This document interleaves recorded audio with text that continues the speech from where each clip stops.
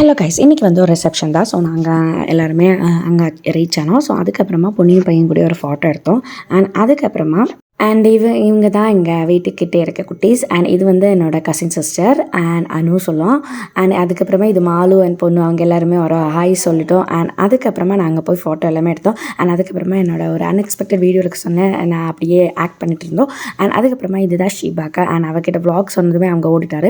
And அதுக்கப்புறமா நாங்கள் food சாப்பிட போனோம். அண்ட் செமையான ஃபுட்டு நான் 2 வாட்டி வாங்கினோம். அண்ட் சிக்கன் பிரியாணி எல்லாம் இது நார்மல் பிரியாணி தான். அண்ட் சிக்கன் கறி இருந்துச்சு. அண்ட் சாலட், தோசை அப்படி எல்லாமே இருந்துச்சு.